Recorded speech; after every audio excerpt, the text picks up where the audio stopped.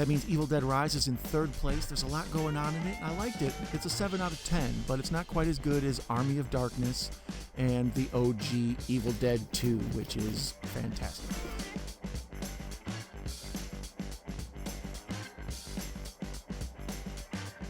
Hey, that was fun, wasn't it? I always wondered what it'd be like to pull off a heist with you guys. I feel like we've done that now. Real bonding experience. Anyways, I liked it. You know what I mean? I give it a thumbs up. My 3-word review would be serious and gory and franchise. By serious, I mean it's not like an Ash Williams Evil Dead movie. This is more like a kind of a dark Evil Dead movie, more like the 2013 version. We'll talk more about that in a minute coming up. As far as 3 things that I liked about the movie. First of all, I liked that it was 97 minutes long. Like all the other Evil Deads, it's, a 90-minute movie. It's not one of these sitting around in the theater and I gotta worry about using the bathroom and missing something. No, none of that. Just in and out, nice and quick. I like that. Just tell your story fast. Boom, boom. Another thing I liked is the hallway scene was kind of iconic. It's a bit like Old Boy and a bit like the Daredevil scene in season 1. Maybe? I don't know. One of them, Netflix's Daredevil, there was a scene that was very similar to Old Boy where a guy fights his way down a hallway. In this, there's a part where they lock one of the Deadites outside of the apartment they're in, and they were watching the whole thing play out through the fisheye lens of the peephole. So it's a static shot, and the screen goes round with the fisheye lens, and you see stuff move out, move in, people pop up. And it's a cool effect, but it's in the spirit of Evil Dead, especially Evil Dead 2, where Evil Dead 2 is just beyond being funny. It's got so much camera work in it. That's one of the things that I think I enjoy so much about it is the inventive, just the weird flying, Evil Dead vision camera, or, this stop motion and the sped up and the slowed down and just all of it. Every camera trick in the book, the Dutch angles, the movie itself is just, a visual feast on top of just being basically not much more than The Exorcist meets The Three Stooges. Well, not really so much The Exorcist as Demons or Demone or whatever. I think that's Mario Bava, I believe. Does that sound right? I think so. Anyways, I think produced by Dario Argento, I believe. And in the 80s, the Italians wanted to make zombie movies, basically, in my opinion. And but the zombies, especially Romero zombies, weren't really scary enough. So these Italian knockoffs of the zombies looked more like Linda Blair's Exorcist, because the one knock against The Exorcist is she's in bed the whole time. She pops up at a couple points, but she's mostly just confined to that room. So the Italians, when they did these demon movies, which later on the Americans did, I think, Night of the Demons is pretty much an Italian demon movie made in America. And it's the idea that these people aren't zombies. They weren't dead people that crawled out of the ground and now they're slowly just shambling or now fast running around trying to eat you. They're people who are straight up possessed by demons. So that's why they have that, and the wind is always blowing their hair, and they got the dead eyes, whatever. Even the Evil Dead universe, they're called Deadites. Sorry, I got off on a bit of a Deadite tangent there. Or the philosophy of Evil Dead, as I guess you would call it. And the third thing I like is a hidden cameo by Bruce Campbell. The same way that in, I think it's Evil Dead 2, when they play the recordings, the voice is Bob Osborne, who used to be like this host on Turner Classic Movies. He's like this real distinguished, cool guy that was on TV. And Bob Osborne is the voice in that one. In this one, they use Bruce Campbell to be the voice, like when people do the reading of the Book of the Dead. So that's cool that, they snuck Bruce in. Another thing I like that I'm going to be like a free like, so I don't know, one of these could be a bonus, outside looking in, I guess. This movie was supposed to be direct to HBO Max. The same way Hulu has had Hellraiser and Predator, and Netflix had the Texas Chainsaw Massacre. Now the HBO Max was going to have the Evil Dead show up here, and then I think this was maybe going to be the start of some Evil Dead like show, maybe. I don't know. That's one of those things where they say it happens and they pull the plug on it, and they say it happens and they pull the plug on it. So I believe that was the plan eventually, is to have an Evil Dead show. But anyways, so this was supposed to be on HBO Max and direct to cable or whatever, direct to streaming. But when the HBO Max got bought by Discovery, one of the things that they found that they liked was this movie. And they were like, no, this needs a theatrical release. So the budget for it was $15 million, and it already made 24 the first weekend, I think. So that's not quite making their money back. They'll need to make 30 to make their money back. Most likely they'll need to make about 50, because I saw a bunch of advertising going on for this. This was all over the NBA playoffs. Like, that's what surprised me, that they were pushing Evil Dead Rise so hard on the NBA playoffs. But family-friendly programming, I guess, whatever. So yeah, as a bonus thing, I like that they were smart enough from a business standpoint to not let this stay on HBO Max, right? Like this didn't just this wasn't just a little subtle word of mouth thing. Although maybe it would have done better if it wasn't, but I don't know. It's overall, I think it's probably going to end up making its profit. I don't know if it'll make $100 million. It appears to me that the foreign audience isn't liking it as much as the American audience. And I'm wondering if that's because the foreign audience isn't familiar with the Evil Dead franchise as much, or if they are, they're only familiar with the Bruce Campbell franchise, not so much like the 2013 one. Whatever. The one thing I disliked with the movie, speaking of the 2013 one, is, in my opinion, this movie now renders that movie kind of obsolete. Like, one of my issues with the Evil Dead 2 being so fantastic is it kind of makes Evil Dead 1 not really useless. It's like kind of like a fun anecdote movie you can watch. Like, oh, watch this one too. It's not as good. It's cheaply made. It looks kind of crappy. It's charming. And if you like the Evil Dead universe, especially if you like Bruce Campbell, that movie's fantastic. But Evil Dead 2 kind of even asks you to forget Evil Dead 1 happened. It's like, why would this dude come back to the same cabin? You know, like, so, in my opinion, the way that Evil Dead 2 asks you to forget Evil Dead 1 happened, this scary reboot, take the franchise serious idea was already tried once in 2013 with the group of kids who go out to the woods to get their friend detoxed from heroin, and then they find the Necronomicon, and it goes down, buddy. So that one was a very serious, heavy-duty movie that was just raining blood and gore, which is what this movie basically is. This movie isn't as serious and heavy-duty. It's got a lot going on in it, which I liked. We'll talk about that. I would say my overall grade out of everything is a strong 7 out of 10, probably like a 7.8 or a 7.9, let's say.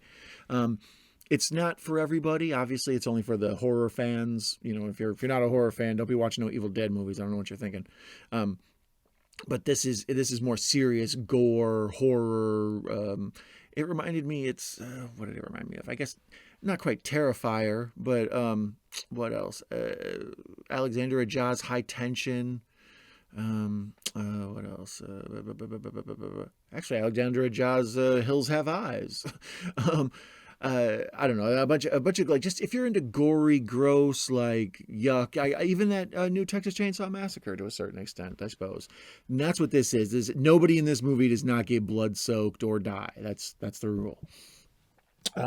So at this point, I'm gonna probably let anybody know that if you're worried about spoilers or don't want to know spoilers, you can kind of maybe skip ahead. Well, actually, you know what? Screw it. Let's not do that. Let's not talk about the new movie yet. Let's talk about the classics, and go through them all in a little more slight detail.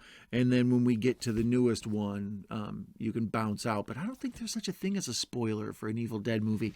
Like, I was trying to think of all of these and being like, well, this one's about 4 people or 5 people or whatever. They go out to the woods and they try to get their friend detoxed from heroin. It's like, that's about as much of a spoiler as there is in the whole thing. It's like Army of Darkness. It's like he forgets the magic words. You know what I mean? I don't know if there is such a thing as a spoiler in an Evil Dead movie. So obviously the whole thing starts with the classic Evil Dead. Bruce with the Deadite race there. So this is the classic. Look at the ladies of Evil Dead. Hubba hubba. This is let's find out what's in the ladies of Evil Dead. I didn't mean to leave you guys hanging. Jeez. Let's see. Get some.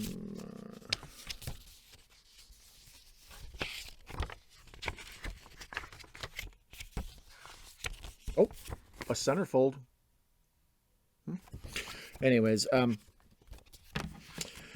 first Evil Dead, Sam Raimi and his friends went out to a cabin, I believe it was in Tennessee, like one of their friends' cabins, and they just spent, the weekend or a couple weekends, month or whatever out there beating the hell out of each other, and especially Bruce Campbell. And they ended up getting enough interest from it primarily because Stephen King saw it, and he put out like the quote, like it's one of the most, it's probably on here somewhere. He was like, this is the modern horror experience or whatever. And they put that all over the posters and everything, and that was how it got to be popular. So then that helped them get Evil Dead 2 made. All right. So in Evil Dead 2, they kind of figured out that there were some stuff in Evil Dead 1 that was unintentionally funny, but, still funny. Like, I think they meant for it to be funny, but they also were trying to be subtly funny, and people just ended up cracking up in inappropriate places or whatever. So with Evil Dead 2, they kind of figured out their formula that, by making that one. So they decided to make exactly what I called it before. The Three Stooges meets Demons. Game plan. So, overall, it's a horror comedy for sure, but at the same time, the horror is so horrible. I don't think you could let a kid watch it. Like, I think maybe a kid could watch Tucker and Dale versus Evil and probably giggle at some of the silliness of it. It's all very cartoony, even though there's some heavy-duty gore and violence, but violence in a jokey way, right? And that's how this is. There's so much, but I'm pretty sure, like, I saw Evil Dead 1 and 2 prior to, being, I saw it probably prior to being 15 years old. So I saw both of them as a kid. And I thought they were serious movies, like especially Evil Dead 2. I didn't get that it was a comedy. It wasn't until I was a later teen and into, college age that then I was like, oh, okay, yeah, slapstick, except the ultimate experience in slapstick, like, it's funny that this guy gets covered in blood, and then it's funny that he's lost his hand and he's got a chainsaw. So both of these movies, primarily the strength of them is Bruce Campbell, and it's Bruce Campbell being Bruce Campbell, right? So at the end of Evil Dead 2, he gets sucked into a wormhole or whatever and ends up in ancient times, and they were going to call it the Medieval Dead for part 3, right? So they never got around to making the Medieval Dead. Instead, they decided that from a marketing standpoint, people would be like, well, we don't want to see that. It sounds like part 2 or 3 of something we haven't already seen 1 or 2 of. So they decided to call the next one, the Blu-ray for Evil Dead 2. So the next one is Army of Darkness, all right? And it's the continuation, and that's the funny thing is not a lot of people who've seen this know that it's connected to these Evil Dead movies, and not a lot of people who made these Evil Dead or are into these Evil Dead movies know that Army of Darkness was out there. I mean, obviously the majority of people know the whole series, but because of this weird branding, they get separated. That's strange. The thing I like about Army of Darkness is at this time they've full on figured out the Ash character.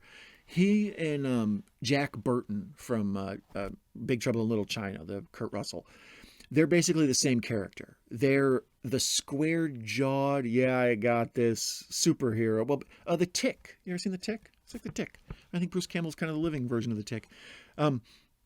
They're these like almost fake heroes, not superheroes, but fake heroes. Like a situation happens, and like Bruce Willis will have an explosion go off. He's like, oh, that was close.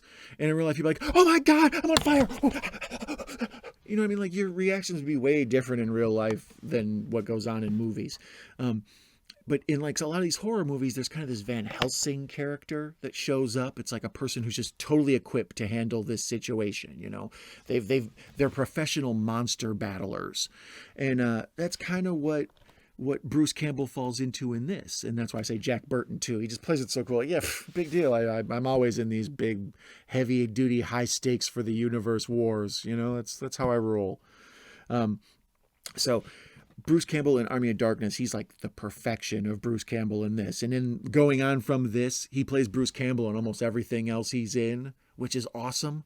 Because like when De Niro becomes De Niro and everything, or Pacino becomes Pacino, like these classic actors, they just become themselves in every movie. So if you're gonna become somebody, be Bruce Campbell. Okay, that's who we should all aspire to growing into. Square jaw.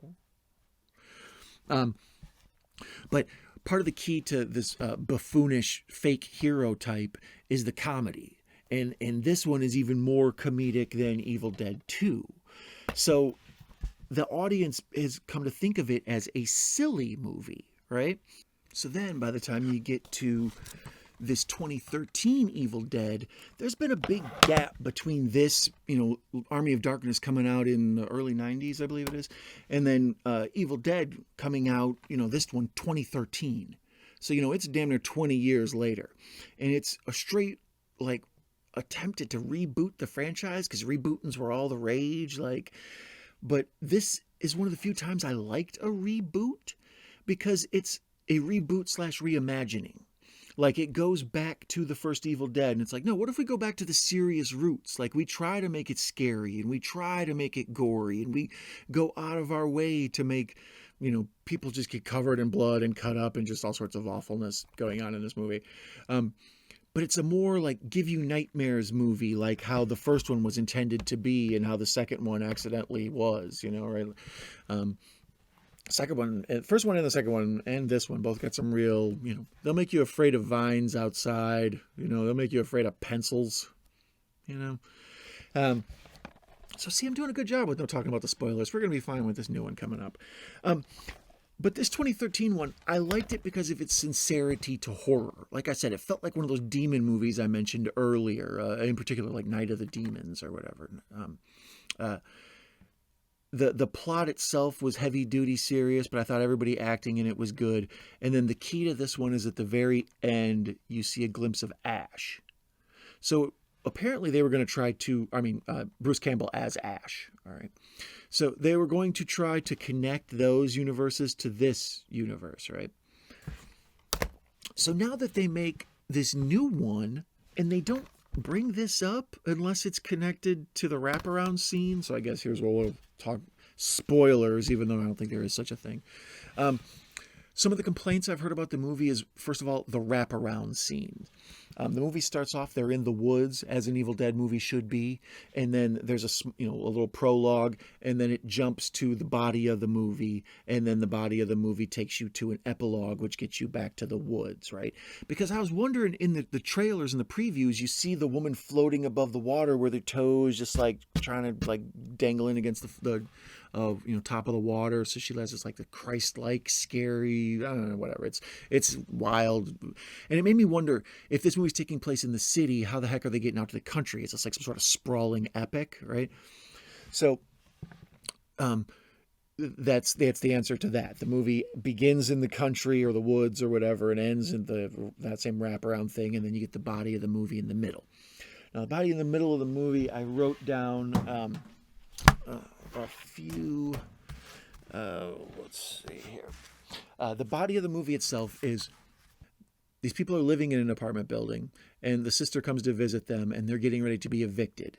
The father has also left them. So it does the Stephen King thing that I've talked about before that I love so much, where you make sure you put in a heavy dose of like get to know you drama. So maybe you care about these people. And it's like, oh, I like that little Moppet girl. She's cute. And, the teenagers, they feel like teenagers I would know. Also about the teenagers, some of the other complaints I've heard is there's like this contingent of people who are so frustrated with the bad, heavy-handed political messaging that's in a lot of movies that anything is woke to them now. So I've heard complaints that this movie is woke, which makes me want to crack up. Like, give me a break, guys. It's an Evil Dead movie. The idea that it would be woke is that it doesn't have a male lead. It has two female leads. And that the teenagers in it, both look kind of trans. And right away, that makes me just think they don't know how teenagers are. I mean, they might mention something about whatever, but there's clearly something going on with the teenage girl in the movie and the boy next door who wants her to come over and watch the Freddy movies or whatever. But also, teenagers just sort of look androgynous. So, I mean, here was me when I was in 7th grade. The point is, just let these kids be kids and stop making everything be about some referendum on politics. All right. I think these are just teenagers. We can turn off the alerts for a little bit and enjoy the Evil Dead. Okay.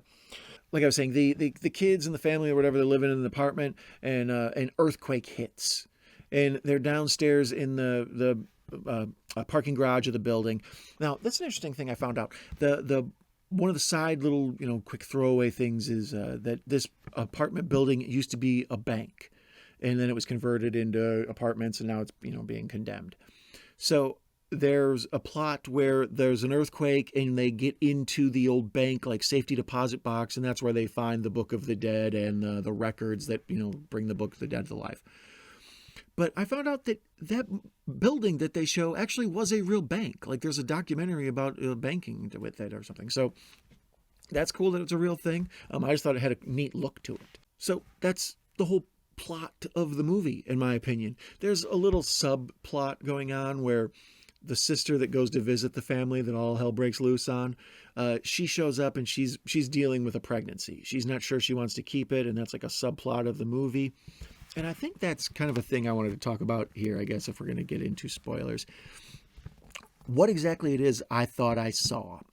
Now, when I do readings of themes in movie and underlying subtext that's going on in movies, I prefer to see a movie 2 or 3 times, because the first time you watch a movie, you're kind of burdened by the plot. I always use that expression. It's a weird one. But the first time you see a movie, it's you have to pay attention to all the characters and what's going on with their lives and how things unfold and the rate at which stuff unfolds and stuff. So you don't get to stop and enjoy the cinematography, or you don't get to enjoy how in the writing the woman said to start the story like, oh, I'm leaving. And the guy thinks he means leaving for work. And then later on you realize leaving for good or whatever. Like the second time you watch a movie, you realize, oh, I didn't see that the first time, or oh, I didn't see that the second time. So I base about most of my ratings on rewatchability. It's like, how much interest would I have in going through and devoting more time to trying to figure out what's going on? What was the filmmaker trying to say in this, right? So that's why I say this is a 7.9. It's a high rewatchability. When it eventually shows up on HBO Max, it's definitely like a 2 a.m. or especially an hour and a half. That's perfect. So like I was saying, pretty much once you get past that family drama stuff and they get the Book of the Dead and everybody starts turning into Deadites, it's pretty much not much spoilers left to happen. You can tell the mother in the story is the one that becomes first possessed, and she's the one causing all the chaos. But of course, it's an Evil Dead movie, so other people get deadited up too. And another complaint of the movie is that it's not an Evil Dead movie, because not only doesn't have a male protagonist, but the problem is it's got it's not laughy and jokey. It's too serious. And they think that some people have said, well, it's not even an Evil Dead movie. They might have should have just called it something else. And I'm like, okay, first of all, there's a Book of the Dead and a recitation that brings the Deadites to life. The people turn into the walking demon thing, like I explained, which is a total Evil Dead deal. Someone ends up with both a chainsaw and a shotgun. People are just covered in blood with the gore. All of the Evil Dead bits are there. Even in the beginning, the movie itself starts off just with a tribute to Evil Dead. It starts off with Deadite vision. So, the idea of not calling this as an Evil Dead movie, that's just straight foolish. In my opinion, the reading I got from it, as bizarre as it is that much like The Force Awakens is very easy to get this reading from. The filmmaker is telling the audience their kind of self-doubts, I feel like. So in The Force Awakens, at one point, Kylo Ren goes and takes a Darth Vader helmet and explains to it I just don't know if I can be you. I want to be you, but I can't live up to you. Wait, emo crap. And what I felt like was pretty obvious, that wasn't Kylo Ren talking to Darth Vader. That was J.J. Abrams talking to the audience, or basically screaming to the universe, that he has doubts about being able to direct a Star Wars movie. He's a little kid who played with these action figures, and he looks up to them, and he had Hammerhead and Walrus Man, and the Jawas and Boba Fett were a premium. That's how that worked. But now he's directing a Star Wars movie and he's freaking out about it. So I kind of feel like the same gig is going on with this. I feel like the director, this is their first feature, and I think they're kind of in awe of being an Evil Dead director. And that's what the motherhood subplot is about. This woman's being handed a child, and it's a baby that they have to give birth to, like you do to a movie, something you put out in the world. And the character, the mother, is looking at other the children in the movie, and looking at the people in the movie and thinking about life, and she decides to keep the baby, in the movie. So there's another thing why it wouldn't be woke. There's zero discussion of like any abortion or I should have the right to. There's none of that in there. It's just like she's trying to figure out what to do. She barely brings it up, and then at one point she says like, "Oh, I'm going to be keeping it" or whatever. So, in my opinion, that's the same type of thing as the J.J. Abrams deal. The director is sort of in the subtext letting you know, like, I feel weird that I'm directing and making an Evil Dead movie, and I'm not sure I live up to it, but I'm ready to accept the challenge. Damn it, like, rock and roll, machine gun, all of it, right? So there's a bunch of other horror tributes that go on in this movie, which made me think that it was very aware of the horror genre and in trying to, be an important movie in the genre or whatever. So, I wrote down, let's see here. The reason I think that the horror tribute is important is in the original, is it original or the second Evil Dead? One of the Evil Dead movies, when they go in the basement, there's a picture of the Hills Have Eyes. And it's ripped off the wall, a poster. So, it's like, of course, because everybody has a Hills Have Eyes poster in their old cabin in the woods. But that's a reference to in The Hills Have Eyes, the Wes Craven movie. He hung up a picture of Jaws or a poster of Jaws on the wall and somebody ripped it. So that was supposed to be like a diss to Jaws in The Hills Have Eyes. Like, this is the real terror, not your stupid fake blockbuster Jaws movie. Like, this is, awfulness going on. So in this, they are in that Evil Dead, the old ones, they had the Hills Have Eyes, and Sam Raimi tore that poster to sort of say like, oh yeah, well now it's on with me to you. Like, it was just a series of diss raps being going on with just little background scenes. So it makes me think throughout the lineage of Evil Dead, part of the DNA is you also kind of got to shout out the other horror movies and stick them in there. So some of the tributes that jumped out to me, but maybe I'm seeing ghosts like the people who saw the woke stuff, and maybe I'm just making stuff up. But they talk about Freddy at one point. One of the kids says, hey, we're going to come over and watch all the Freddy movies, even the shitty ones. And somebody's like, there aren't any shitty ones. So it's a nice little shout out to Freddy there. Halloween, there's a part where someone attacks somebody else in the kitchen while having a bed sheet over their head. It's not a white bed sheet, it's like a blue with like a pattern on it, but it's, right away I felt like original John Carpenter Halloween. There's an elevator full of blood. Let's see here. The woman in the apartment building with her pregnancy stuff, that kind of made me think of Rosemary's Baby, but it's not quite Rosemary's Baby. Rosemary's Baby is a different type of comedy, but there was a bit of that in there with her having her fears of motherhood are shown through all the awfulness and terror going on around her in the world while she's a mother, right? It's also a little bit of an Aliens thing because the mother in the movie becomes a Deadite, so the little girl in the movie, who's very much like Carol Ann in the Poltergeist movies, I wrote that down here. And even the movie itself reminds me a lot of Poltergeist 3. There's just shots of the apartment building and things like that. The Poltergeist 3, if you haven't seen that, that's creepy as hell. So yeah, there's a little bit of Poltergeist stuff, a little bit of Rosemary's Baby stuff in there. There's some Carrie because people are just covered in blood, but that lead actress, she has like these kind of cat eyes and these super high cheekbones. Like, she had to have been a model before she was any kind of actress or something, because her face is so striking and like it's gaunt, and normally a woman that thin wouldn't be pretty, but she's very like high fashion looking or whatever. So when she's covered in blood, she just looks like Sissy Spacek and Carrie. So also, but that's an Evil Dead thing, to have people just completely soaked in red with the bright wide eyes.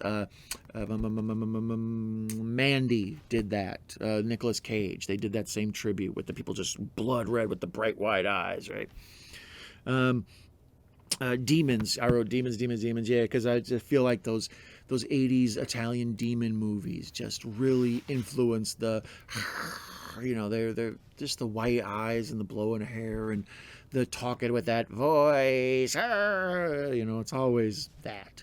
But on the whole, I don't know, you might have noticed on those rankings coming to and coming back that I bumped the 2013 Evil Dead now behind Evil Dead 1. Because I feel like, well, I should say that it's The Evil Dead and then Evil Dead 2. this is Evil Dead, and then the other one's The Evil Dead. So those two are the back of the list of my rankings because I feel like those are the now most disposable. Although I would say that if you were going to go back and watch either of those, you would probably watch the Evil Dead 1 because Bruce Campbell, right? But it makes me think there's like a split. You know, there's the, do you like the Army of Darkness, Ash versus Evil Dead? It's literally Ash versus Evil Dead. Do you like Ash or do you like the Evil Dead? Do you like this scary, gross bloodiness, or do you like the silly, wacky Three Stooges slapstick goofiness? Anyways, put that in the comments below. I think we've probably talked long enough about the Evil Deads, but you can see I'm a fan. I've been a fan since I was a child. I'm a fan now. I'm glad they made this movie. I thought it was cool. If it would have just showed up on HBO Max, I would have been just head over heels over it. So for an hour and a half at the theater, a chance to get out of the house and do something different, and I enjoyed it a lot. So if you saw it, put what your opinion is in the comments below. Otherwise, let me know which version of Evil Dead you prefer. If you prefer the funny or if you prefer the scary. All right, sweet or sour. Other than that, you take it easy, and thanks for going on this whole adventure with me. I appreciate you a lot. All right, you take it easy, and I'll catch you later.